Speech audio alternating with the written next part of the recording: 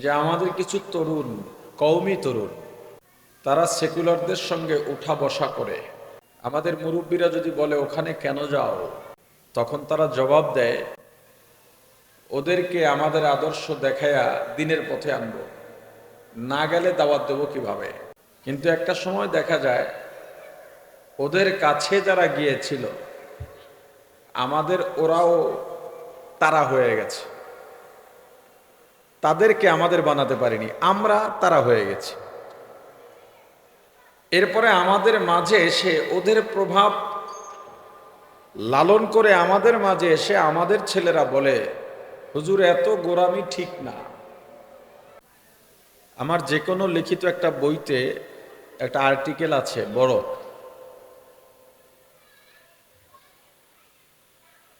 সে বিষয়টা এরকম ভাবে বলেছিলাম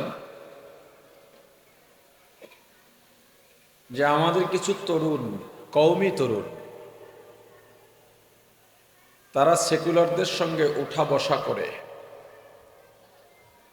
আমাদের মুরব্বীরা যদি বলে ওখানে কেন যাও, তখন তারা জবাব দেয় ওদেরকে আমাদের আদর্শ দেখায়া দিনের পথে আনবো, না গেলে দাওয়াত দেবো কিভাবে। কিন্তু একটা সময় দেখা যায় ওদের কাছে যারা গিয়েছিল আমাদের ওরাও তারা হয়ে গেছে, তাদেরকে আমাদের বানাতে পারিনি, আমরা তারা হয়ে গেছি। এরপরে আমাদের মাঝে এসে ওদের প্রভাব লালন করে আমাদের মাঝে এসে আমাদের ছেলেরা বলে হুজুর এত গোরামি ঠিক না। আমি মনে হয় বুঝাইতে পারি নাই। টুপি মাথায় দেওয়া সুন্নত, মাথায় না দিলে কোনো গুনাহ নাই।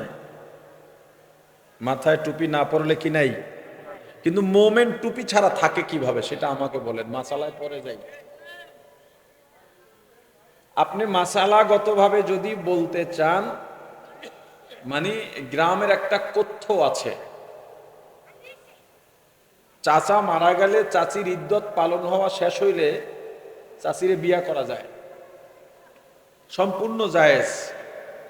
কিন্তু করে কে? কথা বুঝেন নাই? করলে গুনাহ আছে, শরীয়তে সমস্যা আছে। মাঝে মাঝে মাসালা যে এটা মানুষ জানবে, জন্য করাও উচিত। এরকম পরিবেশ তৈরি হলে, চাচা মারা গেলে বা তালাক হয়ে গেলে। কিন্তু যতই করেন, করে কে? আপনি যখন এখান থেকে বের হবেন মুসাফির, আপনার জন্য রোজা ভাঙার ক্ষেত্রে শরীয়ত শিথিল করে দিয়েছে। আমার মনে হয় না যারা রোজাদার যত বড় সফরই থাকবে কেউ রোজা ভাঙে। আপনি মাসালা হলো একটা, মাসালা হলো শরীয়তকে সমুন্নত রাখার জন্য জান্নাত পাইতে তাকওয়া লাগবে, আমল লাগবে। মাসআলা আর শরীয়ত যেই মাপকাঠিতে আছে, এটা যাতে কোনো মুমিন এর বাইরে না যায়, এজন্য এটা বাউন্ডারি। আরে কথা বুঝতেছেন না? এজন্য এটা কি বাউন্ডারি। আপনি এই বাউন্ডারির বাইরে যাবেন না ঠিক, কিন্তু বাউন্ডারির ভেতরে যেই গাছপালা আছে এগুলো পরিচর্যা করা লাগবে না? ওষুধ পানি দেওয়া লাগবে না? ঘাস থাকলে নিংড়ানো লাগবে না? আপনি শরীয়ত দেখায় দিলেন এই বাউন্ডারি, আমি তো ভেতরে আছি, এটা দিয়ে গাছে ফল পাওয়া যাবে না। ফল পেতে হলে বাউন্ডারির ভিতরে অনেক কাজ আছে। এই জমিটা আপনার, বাউন্ডারি দিলেন, পড়ে আছে, বিল্ডিং করছেন, ভাড়া আসতেছে। জমি পড়ে থাকলে ভাড়া আসবে? বাউন্ডারি তো দিয়ে আছেন, আপনার জমি নিয়ে আপনি আছেন, ইনকাম করবেন কিভাবে? টুপি মাথায় দেওয়া সুন্নত, না দিলে গুনাহ নাই, এটা হলো মাসআলা। কিন্তু টুপি মাথায় না দেওয়ার জন্য যারা বলে না দিলে কি সমস্যা, ওর মধ্যে সমস্যা। আমার কথা বুঝেন? একটা হলো টুপি মাথায় না দিলে কোনো কি নাই, সমস্যা নাই। কিন্তু যে এই মাসালা প্রতিষ্ঠিত করতে চায় কোন নিয়তে, যাতে টুপি মাথায় দেওয়া না লাগে, মানুষের কাছে গুরুত্ব কমে যায়, বুঝতে হবে তার ভেতরে সমস্যা আছে। টুপি মাথায় না দিলে গুনাহ নাই, কিন্তু মোমেন্ট টুপি ছাড়া থাকে কিভাবে? দাড়ি, দাড়ির ব্যাপারে হুজুররা বয়ান একটু কম করেন, কারণ আমাদের সমাজে আমাদের সাথে যারাই চলাফেরা করে সমাজে একটু প্রতিষ্ঠিত বেশিরভাগেরই দাড়ি নেই, যার জন্য রইয়া সইয়া বলে। কিন্তু বলাটা তো পরিপূর্ণভাবে বলা উচিত। পৃথিবীতে একমাত্র গুনাহ দাড়ি কামানো বা এক মুষ্টির কম ছাঁটা, যেই গুনাহ সবসময় লিখতে থাকে। যে দাড়ি কামায় তাকে ফাসেক বলে। ফাসেকের উপরে আল্লাহর আরশ পর্যন্ত নারাজ। মানুষ ঘুমাইলে কোনো গুনাহ নাই, বলেন গুনাহ আছে? ঘুমায় আছে আমি একবারে। এজন্য দেখবেন ফজরের যারা নামাজ আদায় করে, এই নামাজের শান্তি 5 ওয়াক্ত নামাজের থেকে একটু হলেও আলাদা। এই জন্য হেফজখানার ছাত্ররা ফজরের আগে আগে উঠে পড়ার জন্য, কারণ তখন জেহেন একদম সাফ, গুনাহমুক্ত। তখন আল্লাহর এই নূর তার সিনায় বেশি ঢোকে। কওমি মাদ্রাসার ছাত্ররা এখন বেফাক পরীক্ষা চলে। আমিও কুয়াকাটা থেকে মাত্র এসেছি। কুয়াকাটায় আমার মাদ্রাসায় মহিলা পুরুষ দুইটারই মার্কাজ। এই রাত 3টা-2টার সময় আওয়াজ পাইতেছি ছেলেরা পড়তেছে। যান যাত্রাবাড়ি মাদ্রাসায় রাত্রে একটু ঘুরি দেবেন, আশপাশ দেখবেন ছেলেরা পড়তেছে। কেন? এই সময় পড়াটা মনে থাকে বেশি, কারণ তখন জেহেন সাফ থাকে। ঘুমাইলে মানুষের গুনাহ থাকে না। আমি নামাজে দাঁড়াইছি, নামাজ পড়তেছি, এই অবস্থায় কি গুনাহ হওয়া সম্ভব?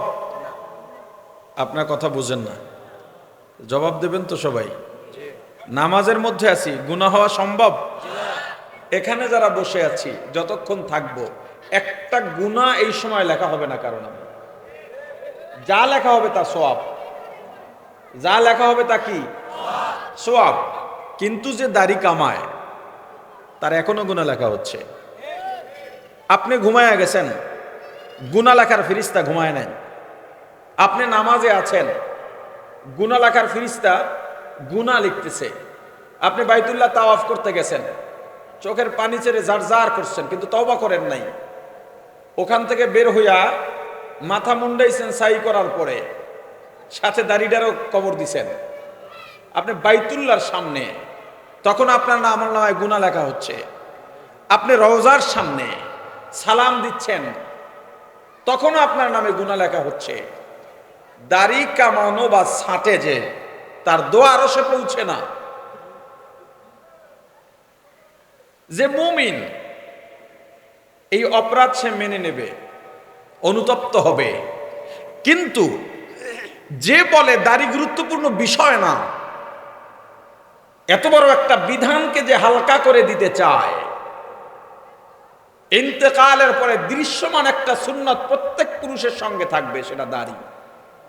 আরে বলে না কি? কোন সুন্নতের ব্যাপারে আমার রাসূল বলেন নাই এই সুন্নত পালন না করলে আমার কলিজায় আঘাত লাগে। দাড়ির ব্যাপারে বলেছেন কোন উম্মত দাড়ি কাটলে সেজন্য আমার কলিজা টুকরা টুকরা করে দিবে।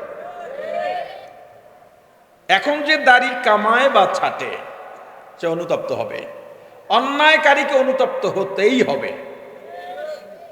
কিন্তু অনুতপ্ত তো হচ্ছেই না, বরং যারা বলে দাড়ি কোনো বড় ব্যাপার না, এটা বলে দাড়ি কামানো ছাটাকে হালকা করতে চায়, সে ইসলামের বন্ধু নয়, তাতে ইসলামের যত বড় অ্যাডভাইজার হোক না কেন।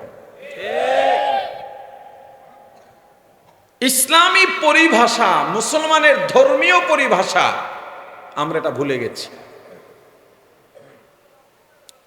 ছাত্র যারা আছো তোমরা জবাব দেবা না, বাকি সবাই জবাব দেবেন। যারা আলেম যারা আছেন তারাও জবাব দেবেন না, না আপনাদের জন্য তো আমাদের বয়ান না, আমাদের বয়ান সাধারণ মানুষের জন্য। তার মানে আপনারা বয়ানে বসবেন না? অবশ্যই বসবেন, যত বসবেন তত সওয়াব। এটা শেখার মজলিস, ভ্রাম্যমাণ মাদ্রাসা। আপনারা আমাকে এখানে আনছেন, আমি জোর করে আসি নাই। এই মাহফিল না থাকলে আমি কুয়াকাটা থেকে আসতাম না। তার মানে আপনারা আনছেন, আমার গুরুত্ব বুঝাচ্ছি না, আপনারা আমাকে আনছেন এটা বুঝাচ্ছি। আমাকে বসাইছেন 2টা পদ দিয়া, একটা পদের নাম শিক্ষক আর একটা পদের নাম চিকিৎসক। আপনারা ময়দানে বসছেন, দুইটা পদ নিয়ে আপনাদেরকে পুলিশের ভয় দেখা এখানে আনানো হয় না। হয়েছে? মামলা হবে? আপনারা দাওয়াত পাইছেন মাইকিং এর মাধ্যমে, লিফলেটের মাধ্যমে বা মুখে মুখে, যেভাবে হোক আপনারা বসছেন দুইটা পদ নিয়ে আপনারাও। একটা হলো ছাত্র আর একটা হলো রোগী। হতে পারেন আপনি আমার থেকে বয়সে, জ্ঞানে, যোগ্যতায়, অভিজ্ঞতায়, তাকওয়ায়, ইখলাসে, ইলমে, হিলমে সব দিক থেকে অনেক অনেক উঁচা, অনেক অনেক বড় মাপের মানুষ। আমি আপনার কাছে আদনা কিছুই না। কিন্তু এই মুহূর্তে আমি যেহেতু এখানে, আপনি যেহেতু ওখানে, আমি আপনার শিক্ষক, আপনি আমার ছাত্র, আমি আপনার ডাক্তার, আপনি আমার রোগী। এটা মেনে নিতে পারলে মানসিকভাবে আমার বয়ানে আপনার বসাটা সার্থক হবে।